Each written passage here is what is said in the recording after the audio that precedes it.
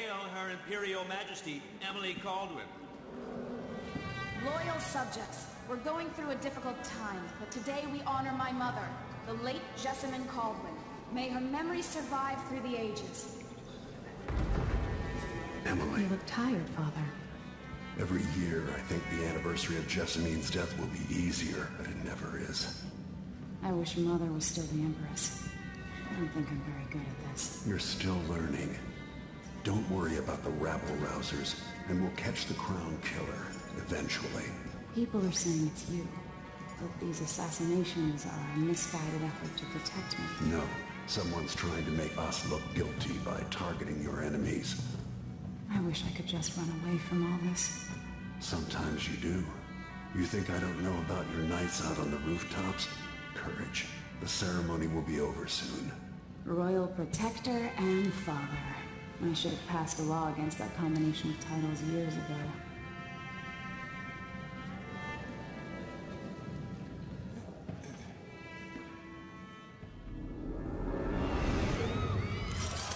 When an otherworldly usurper seizes the throne, the fate of the Empire is left hanging in the balance.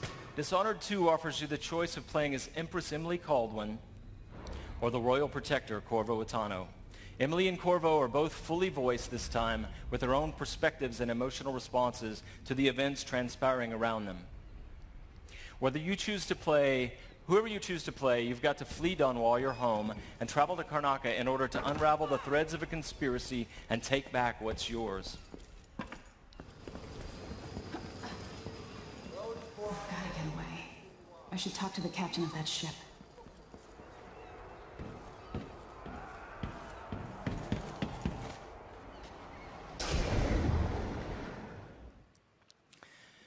Dishonored is known for unscripted, simulation-driven missions where no two players ever have the same experience. There are many pathways to explore as you penetrate well-defended locations, numerous ways to find and eliminate nefarious targets.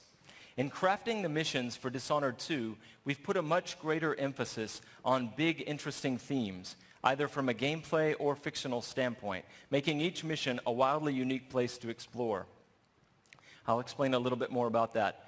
Today we're going to show you the Dust District, an industrial ruin ravaged by terrible storms that hit at random intervals.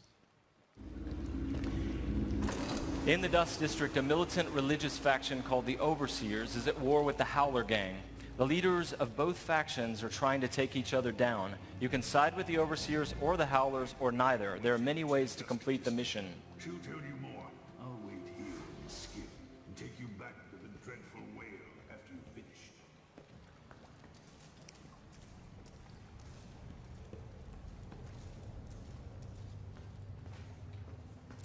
Everything you see here is rendered in the Void engine, designed to create atmospheric and exploration-rich spaces.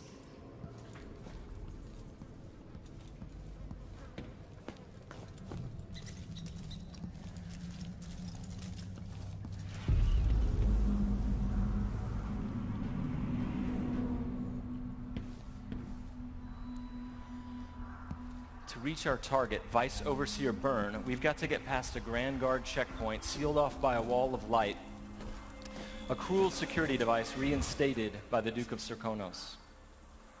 Orders from the Duke. We're losing too many people. Good soldiers blinded by that hallucinogenic powder the Howlers use, then stabbed to death or dragged down by the Abbey's hounds. One young lieutenant got hit by an Overseer grenade, and that was it. He was one of the Duke's sister cousins. Shit. Let's hope they do enough damage to each other so the fight goes out of them. That won't happen until someone manages to kill either Paulo or Vice Overseer. We've made much greater use of vertical space for Dishonored 2, encouraging players to explore the rooftops above the streets. Dust out of my ears.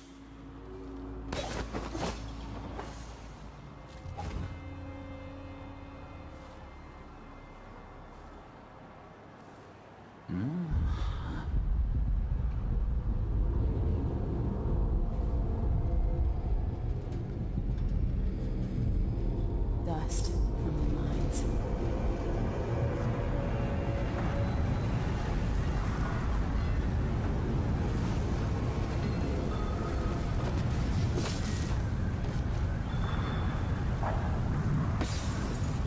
storm alters visibility for the AI and for the player.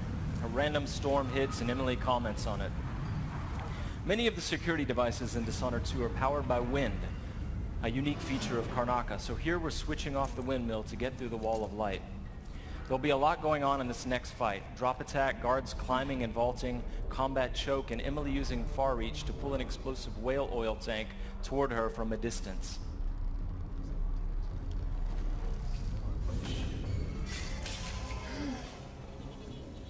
You aren't going in! So dead! Let... Head the road for you! Hey you! Come here!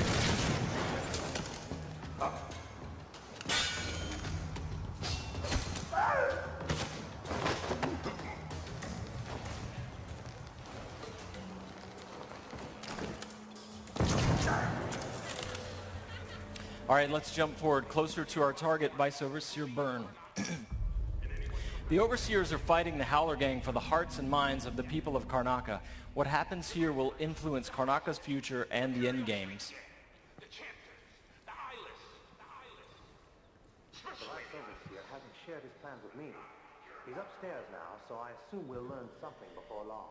Here we're going to use Emily's mesmerize power to lull a group of Overseers into a stupor, evading combat altogether. Mesmerized, they won't notice Emily or even remember that she was here. There you are. I feel so empty right now.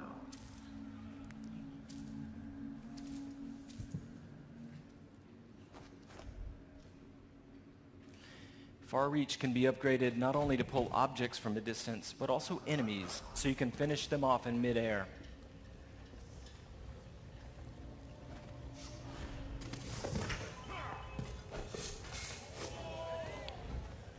This time, all of Emily's powers, which are new, and all of Corvo's can be fully upgraded using entirely new skill trees, giving you the ability to customize more deeply. If you're new to the Dishonored series, it's all about options and exploration, playing at your own pace. The game has many different pathways through each mission, and also different approaches, stealth or combat, lethal or non-lethal, and a wide array of supernatural powers that will dramatically change the experience as you play. We're very close to Vice Overseer Byrne's office now.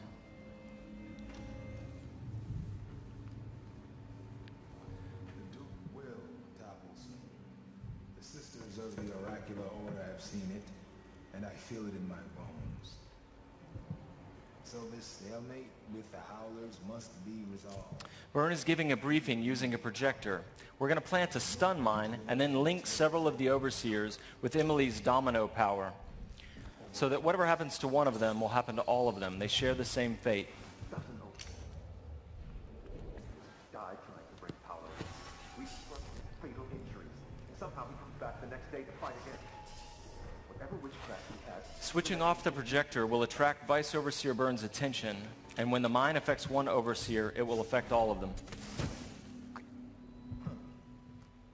Go check, brother. Right away.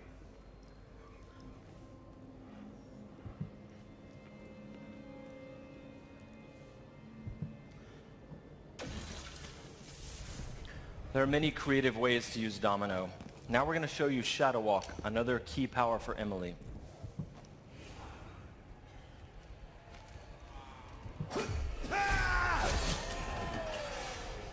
Shadow Walk is useful for stealth and combat. You saw it in the announced trailer that we made for the game, and you can fully use it in the game.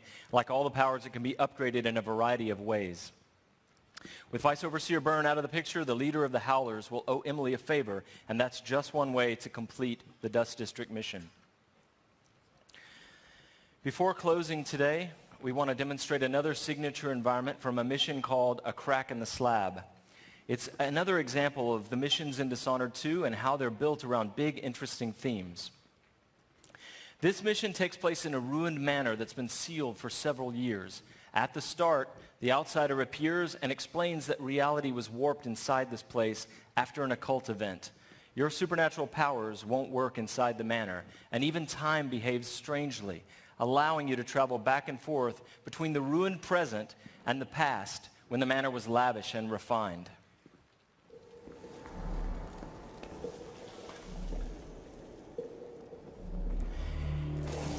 Here we're in the present when the manor is in ruins.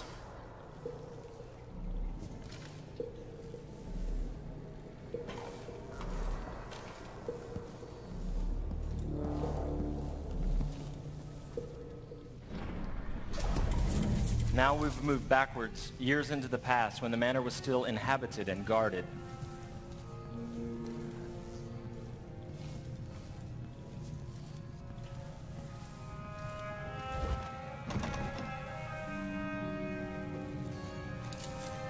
Looking through the lenses of the outsider's timepiece, you can see the alternate timeline. This is useful for solving puzzles, as you've seen, but it can also be used to avoid or take down enemies. You can watch enemies in the alternate timeline and then step through to execute your plans.